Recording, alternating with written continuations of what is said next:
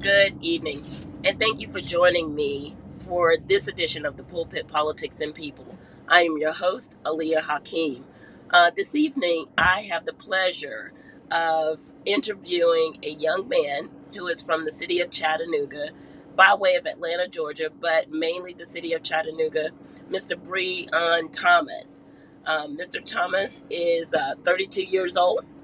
He is a graduate of the Brainerd High School. Brainerd, I don't think that they were the Panthers when I was there, and I graduated in 1983 from Brainerd High School. So I don't think that they were the Panthers or the Rebels. Okay. But he is a graduate of the Brainerd High School 2006, or they were the Panthers? They was the okay. Yeah. We were definitely the Panthers. We were the Rebels and then the Panthers, so I know a little bit. So no transition. He graduated in 2006, and then he graduated Berea College in 2011, and then he served in the Armed Forces, the naval branch of the Armed Forces from 2013 to 2017. But today I am so excited to interview Mr. Thomas because he's running. He's going to run from Atlanta, Georgia to Chattanooga, Tennessee. The date will be June 25th. He's going to run from Atlanta, Georgia to Chattanooga, Tennessee, June 25th in 24 hours. He's running in 24 hours to Chattanooga, Tennessee. And this is in promotion for 1 in 5. 1 in 5 kids that have learning disabilities or born in with learning disabilities. Mr. Thomas, please say hello to us. Hey, how y'all doing, man? I'm honored to be on this platform, especially with an amazing woman like God bless you. Queen, man. This is amazing. We had already had some cool conversations. Yeah. So I know that this is going to be a valuable experience. So the 1 in 5 kids with learning disabilities. How did you come up with this track from Atlanta to Chattanooga? So the 1 in 5 came from me wanting answers on, how my brain works. I just be online looking at research about how I can get better as a entrepreneur, business owner, and how other people that might have ADHD and dyslexia, what tools do they have that I could actually utilize in my own life. And so through my research, I found out that not only am I not the only one, but it's an overwhelming amount of people in culture that have these issues. And if any of those people felt how I felt on their way to success, I knew that this was something that needed to be highlighted, because it could be very hard, and it could feel very lonely not being understood. Oh my God. So one word you just said was success, on their way to success. Yeah. Now, you are a business owner. Yes, ma'am. What is your business? Well, the beautiful thing about this interview, and I know y'all can hear it in the background, is that we are driving. I am driving a Sprinter van, and on Instagram I go by the cargo vanpreneur, right? Okay. It's basically I help people start businesses out of cargo vans and Sprinter vans. Oh. And so the business that I had the opportunity to get in and innovate in the space was the expediting. Expediters, what's up? They're going to be paying attention, by the way. Expediters! Let's go! I just had to do this for them. They wanted me to do that. Awesome. So, yeah. I teach people how to expedite freight and build other businesses on top of that platform. Expedite freight, you mean like moving? So moving goods and services from one place to another across state lines. That's where you really make a lot of the money, but you can also do it locally as well. Some people make upwards between $60 and $95 an hour. Wow. You have people in cargo vans making as much as lawyers and doctors. Now, how did you come to get into this business? Man, I got into it like I got into everything else, just wondering what was out there. Just like I found out about the 1 in 5, I knew that I wanted to travel, and from just exploring and traveling physically, I knew that I felt better when I was moving and traveling. So I was wondering who's out here making money and enjoying life by traveling, and I found Expedite. Well, okay, let's back up a little bit. Okay. Tell me and tell our viewers what the specific learning disability is that you have. Yeah. So I have ADHD as well as varying degrees of dyslexia, right? And so ADHD looks like the ability to focus and do like simple tasks in life does not come easy to people whose brains sometimes have a problem with like the executive functions. So the concept of time, like, is hard for people with ADHD. And also being able to regulate some of their emotions when it comes to things that they are passionate about, things like that. But I would definitely encourage them to go Google ADHD, because if what I'm saying sounds like you, potentially it could be. Because like I said, over 20% of everybody that's born has a learning disability. So how did you come to find out that you had this learning disability, or what age were you? Well, so when I was in elementary school, I was tested, and I actually was put into special education due to the fact of my inability to pick up some of the like language arts things that I needed to in an amount of time to pass on to the next grade. So they put me in special education, and from that time on, like I kind of knew that there was something different about my brain than most. You know what I'm saying? And about the way that you learn. And about the way that I learned. But the beautiful thing in the midst of that is that I realized that I could learn. Awesome. You know what I'm saying? Did that come to the realization with your parents, your mom, your grandmother? I know in previous conversation we've had is that you were raised by your grandmother. Yeah. So my earlier on in life, I was definitely living with my mom and my other grandma. I got two grandmas named Annie, by the way. Wow. I think that's a beautiful thing, because both of them to me were angels in their own right. But I moved with my grandmother from Atlanta due to the fact that we kind of experienced some homelessness and things like that. Wow. It was a little bit more of a stable environment here in Chattanooga. So I moved with my grandmother, who was an amazing woman. She raised 5 kids and raised some of her grandkids, all with less than a high school education. And that was my heart. But you know how I told her when I moved with her and I was telling her about my learning disability, her remedy was, hey, I had a hard time reading. I prayed about it and I started reading the Bible, and God helped me with it. Wow. Right? And I was like, well, if that's true, you ain't lied about nothing else. Let me try that. You know what I'm saying? Right. So with her helping, her tutelage, I took definitely some leaps and bounds in the way that I maneuvered around with. Oh God. You see what I'm saying? That's good. Yeah. So yeah.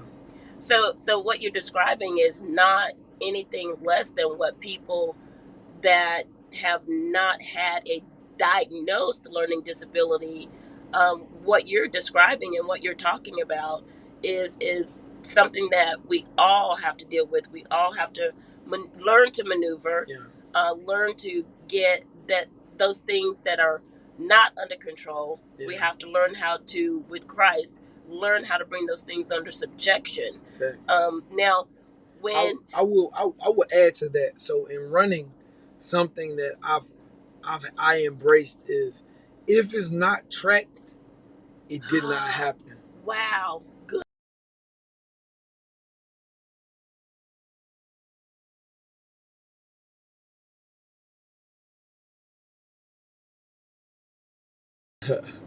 Sorry. Yeah. Like if it's not tracked, it did not happen. And basically what that allows to happen is, for you to get a baseline of where you are, so that you can, from that place, you can know where you're going. And so I would encourage people out there that, especially just basic mental health, right? Like to get a baseline of where you are. Like if you are somebody that thinks, man, maybe I have problems focus. Find out, because now you have a baseline to see what other tools you can actually utilize to move forward in obtaining some type of, success level. But if you're in a space where you're basically like just guessing, you know what I'm saying? You're guessing about, maybe I'm this, maybe I'm that. You don't have a community that you can pull from. Oh wow. Community, you mean like family or teachers? I'm saying community as in like with me knowing that I have ADHD and that I'm a part of the 1 in 5. There's organizations that has done extensive research and have found other successful people that also have these issues. So now I know that I can pull from the experiences of Sir Richard Branson. It's one of the richest men in the world. Wow. That has dyslexia. I know that there's a clear vision, that there is a mode to success, because I have a reference of a community that I can pull. Does that make sense? Totally sense. Yeah, Total sense. Yeah. So you said, while we talked before, you said that you walked from McKay's bookstore to Signal Mountain. Facts. And then you walked from McKay's bookstore to Lookout Mountain. Yeah. And the way that you found McKay's bookstore, they could provide you audiobooks. Yeah. So once I had a basis that that I had a hard time reading, and I vividly remember standing up in class and the teacher kind of doing these round robin, you read this word, and whenever it got to me, my palms would get sweaty. Wow. And it like made me very anxious, and I always would lose my sense of confidence whenever those things happen. That made me hate reading. Like I never picked up a book, any of that stuff, like any other time. Like I'm not reading. Why you know what I'm saying? Like even like being with my grandma, I would definitely have, like, we have like Bible studies and things like that, but just reading, like, just personally, it wasn't something that I would do, because it was a traumatic experience for me, because just remembering all of these things. Right. So, but what happened was, I was in high school. Thank God for Jack and Polly Noonan.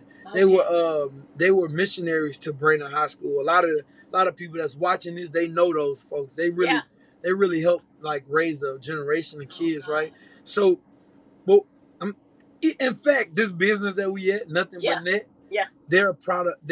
He influenced him. So it's entrepreneurs in the culture. Right. But wow. Let me stay on point though. So they introduced me to the idea of an audiobook. I had never heard it before. Yeah. Like, I heard music, but I had never heard anybody reading audibly with music in the background. Wow. Okay. When I heard that, it was Odyssey, Adventures in Odyssey. It was like a kid's Bible story. When I heard that though, I was like, oh my God, this is a platform that I can thrive in. Like, I can learn. This is something I can learn. So they also took me to McKay's, and I was like, oh my, they got thousands, hundreds of audiobooks. Cool. And so once I found out about that, I started going in there and finding titles that impacted me. And one title that I found was this book called Peaks and Valleys. Okay. Peaks and Valleys was an allegorical tale about emotional intelligence, but they used it in a way where they were talking about a young man wanted a sense of the world and some enlightenment, and he went on a great walk.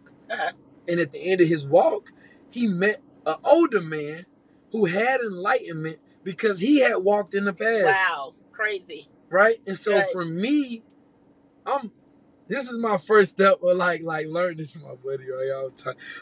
This is my first step of learning this. I'm like, oh man, I'm gonna apply what I learned. And so I started going on great walks. And so my first great walk led me to led me to led me to walk from McKay's bookstore to Lookout Mountain. Okay. Then I went from Lookout McKay's to Signal Mountain, and then I walked from my house that I owned, coming from being homeless, Wow. to the homeless shelter that I lived in Atlanta. Crazy. And I got every one of those journeys some type of physical enlightenment. The biggest thing that I knew is that if you put your mind to something, my grandma always used to tell me, if you put your mind to something, you can accomplish anything. And I realized that. I realized that in a real physical way. I'm just having a crazy, exciting time right now. We're talking to Mr. Breon Thomas. Yeah.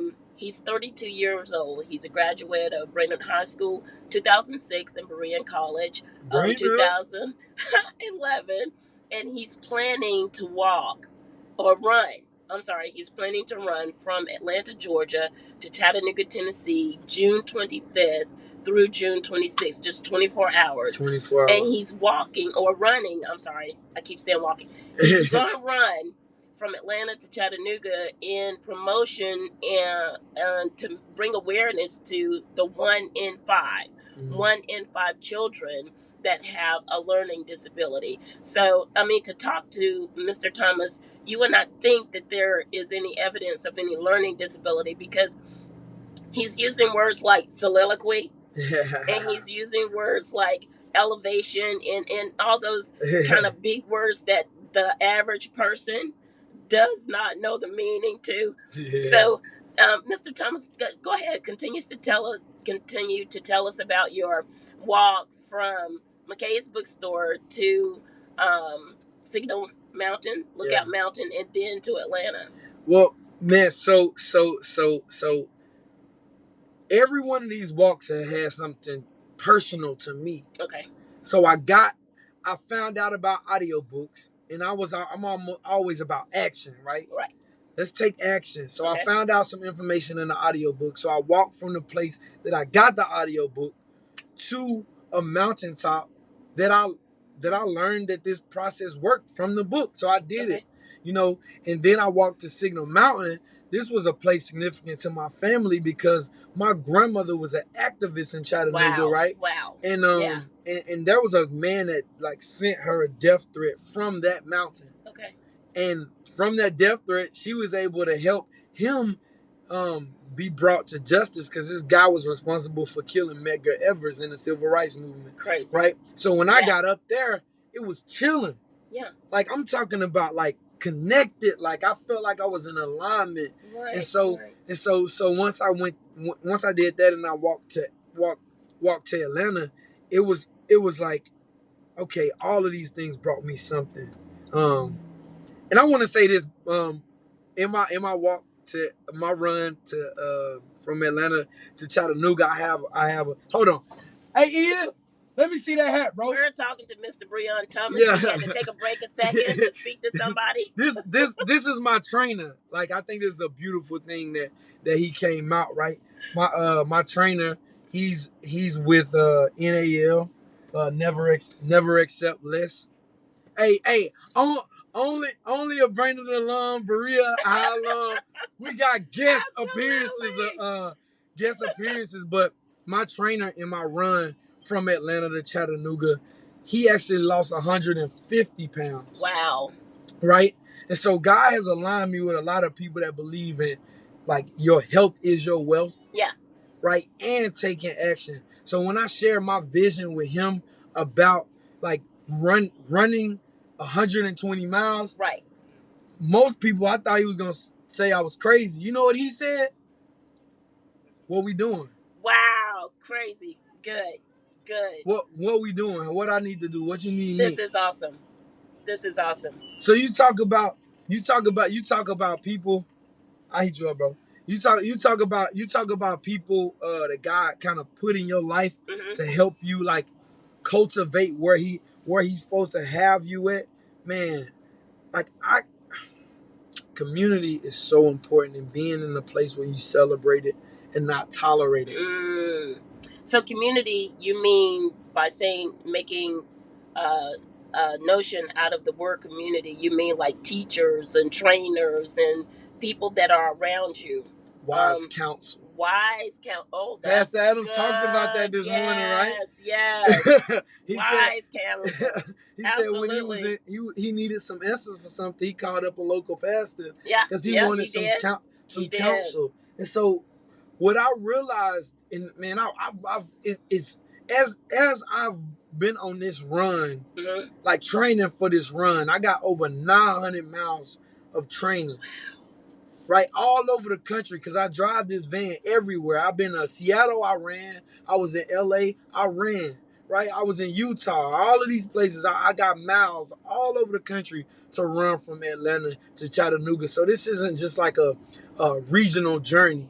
So I'm taking all of these stories with me. So how long is it going to take you? Are you going to have spotters? Or yeah, and that's the beautiful thing. So like my trainer, he's pacing me, right? Okay. In a race like this, my body, and this gonna sound kind of wild, right? But my body is not my own. Right. Right. Like I'm more so. You can think of it like a NASCAR. Okay. Is the person driving the car is not the only reason why they actually win that race. Right. Exactly. You got all of those people when they pull in and change their tires, put the oil in it, all of that stuff. That's good. That's good. And so that's the same thing for me. Okay. Right? Instead of somebody putting gas in my vehicle, they handed me packs of nutrition, of salt. That's good. To rehydrate. They pouring water on me so that my body temperature can stay at a certain place. Okay. So that my whole mind is, how do I get over the next evolution of pain? And how can you just keep your feet moving forward?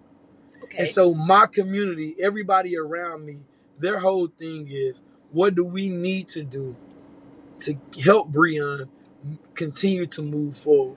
Okay, now are you going to run the straight 120? This is a beautiful question. Or what?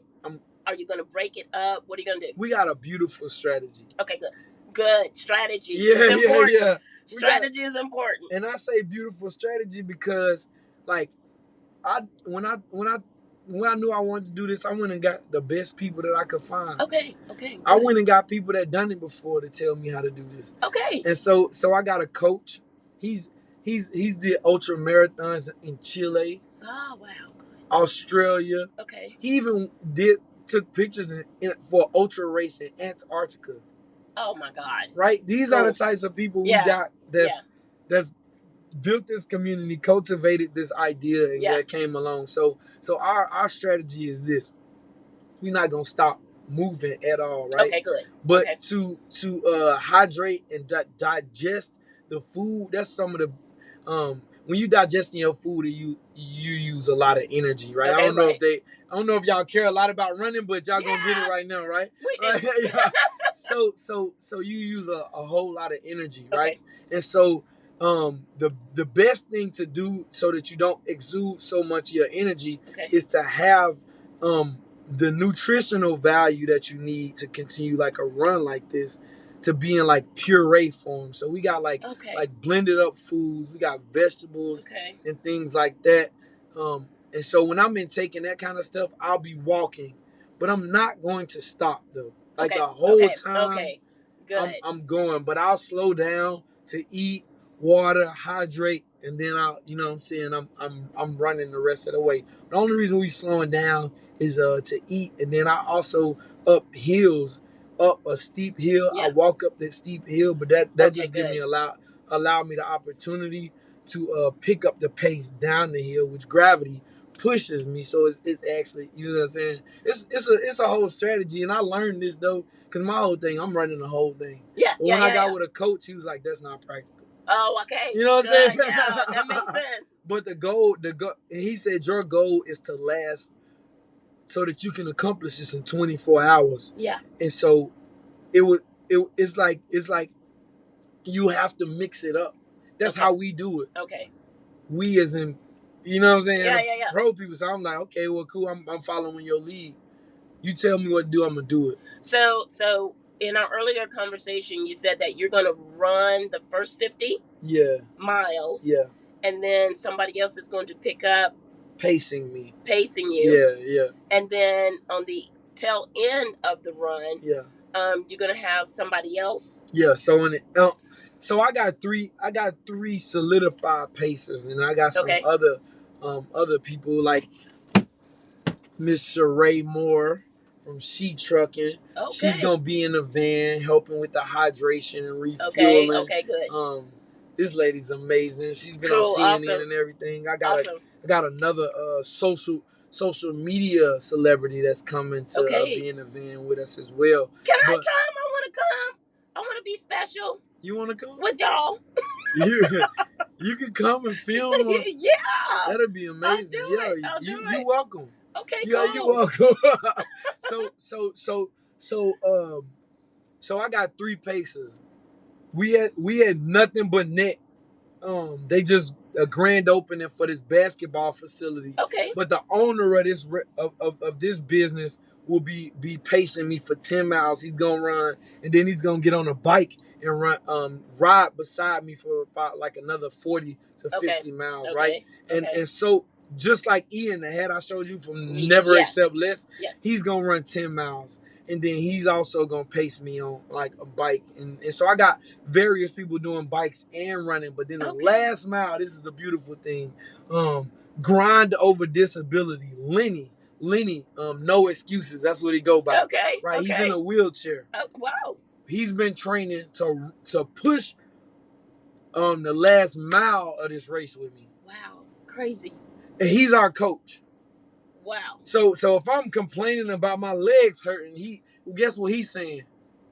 Deal with it. Okay then. Cause I ain't got no. Hey, come on. Okay then. You see what I'm saying? Yeah. So it's just we surrounded ourselves and we created a culture of grit, success, love, and courage, so that we can accomplish this vision. So the name 1N5. Yeah. The number 1. The letter N, and then the number 5. Yep. How did you come up with the name? Well, I didn't. God did. Wow. Bree, why do you say that? Because it's a real statistic. 1 out of every 5 kids is born with a learning disability. Crazy. 1 in 5 ultra. Because you got to think the brain of and I specifically say the black and the brown boys, because when you're born in poverty, as a minority, right, you're 3 times more likely to have a learning disability than somebody that's not. So living with a learning disability is a ultra marathon in your mind. What I'm doing physically is a representation of what your kid, your mother, your brother, they go through that you can't see. Crazy that you can't see. So what would you say to some of the violence that's going on, especially with some of our black males, even our children? Just the other day, a 13-year-old or a 14-year-old tried to kill a 13-year-old. Come on, check this. In gun violence. Come, you ready? I'm ready. Give it. So the first quote, I was about to hit y'all with a fact, but I'm gonna say this quote, right? Don't solve temporary problems with permanent solutions. But hear me out with this. Yeah. If you got ADHD, there are situations where you are so passionate about something and you hyper focus in it. Hyper focus. Come on, what does that mean? Hyper focus. Come on, give it to me. Well, you can just say like the executive functions in your brain does not function like a normal brain, right? Okay. So let's say if you're passionate, you're overly passionate. Okay. I get it. But look, let's say if you're angry. Yeah. You now become overly angry. Okay. Now, if you had put a situation in it where you got a 13-year-old, yes, and he's overly angry, yes, and he's been taught to solve his problems, and somebody just randomly gave him a weapon of yeah, of violence, yes. and he's overly angry. That's good. That's good. Over 40% of all the people that are in jail, 40% have a learning disability. Guess how many of them know it? Only 2%. Wow. So now you got 38% of the whole jail population Wow. in there dealing with these like very traumatic mental experiences and don't have the proper tools because they don't know that they got a problem. This is crazy. This is crazy. Over 40%. Over 40%. And only 2% know. 2%. This is crazy. And like I said, 3 times more likely if you are a black and brown boy. And you got to think about who's in our jails. An overwhelming percentage of the people in our jails are black and brown boys. Yes. So you've got a learning disability. Yeah. Then you've got the atmosphere in your home. Then you've got COVID. Then you've got an absentee father. Yeah, and then you seeing George Then Floyd. you've got a possibly a dysfunctional mother. Then you've got all of this stuff compounded on anger. Then you've got gun violence in our black and brown boys and men. And you expect them to make rational decisions. Powerful. This has been an awesomely powerful interview. I mean, the statistics you've given, the words you've used to characterize and describe yourself and what you have gone through and have become successful. Because at this point, I always think of the scripture that says your gifts will make room for you among men and among kings. Yeah. If you can find favor with God and man, you've reached a pinnacle. Mm-hmm. You've reached the top of the mountain.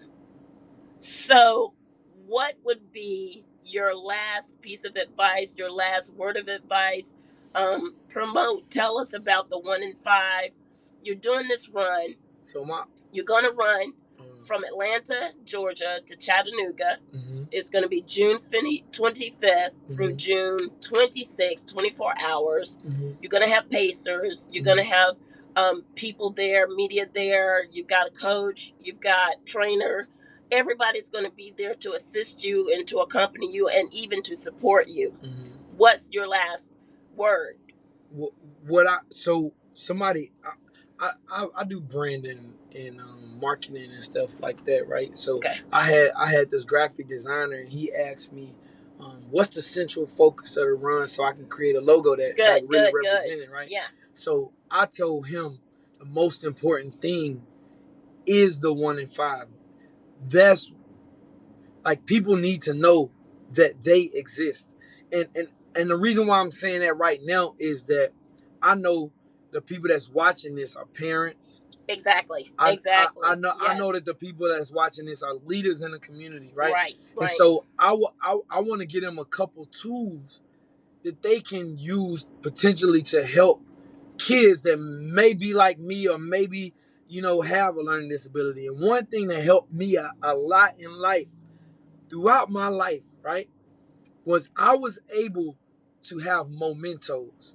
I could look back at situations or times in my life and find things that helped me reach a certain level of success at that time. So if I ever was lost, if I ever felt like I didn't know which way to go forward, I could look at the past and pull elements of that past to help me create a better future. Excellent, and I want to give you one big one, right?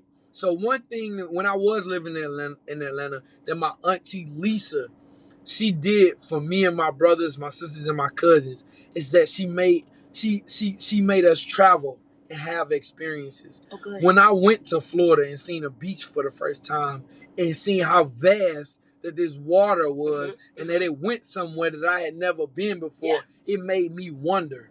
Yeah. right? So Good. when she took me to the science museum and I touched that ball and the electricity pulled up to my hand and it was like all on my other hand, it made me think about how amazing who God was. And so I would say that one of the biggest things, even if you don't know what particularly to teach your community or your kid to help them all the way, bro, spark their imagination. Yeah. Excellent. Give them an opportunity to hope. Give them an opportunity to dream, because that dream, that hope can lead them to their calling. You can spark that and then let God, who supplies the fire, handle the rest. Like it's a village. Even if you don't see him, Yeah. he can provide. He'll bring these things in alignment to cause them to get back to where he wanted them to be in the first place. Right? I went through a lot of stuff to get here. Yeah. You might see this and might think, oh man, that junk sound pretty simple. He's pretty smart. But man, my lows were real low. Wow. But it made me appreciate Exactly. exactly. Yeah. So I would just say that's one thing I would say. How do we help the 1 in 5? Help them wonder. Help them hope. Wow. Yeah. Help them wonder. Help them hope. This has been the Pulpit, Politics, and People with Mr. Breon Thomas. He is going to be running from Atlanta, Georgia to Chattanooga, Tennessee, June 25th through June 26th. In 24 hours, he's going to run. And he's promoting and he's legitimating and he's exposing something that we hardly ever think about. It's the number one, the letter N, and the number 5, the 1 in 5 kids that have learning disabilities. This is the program where we get information to make better informed decisions. Be blessed, and please take every opportunity to be a blessing. God bless you. Let's go.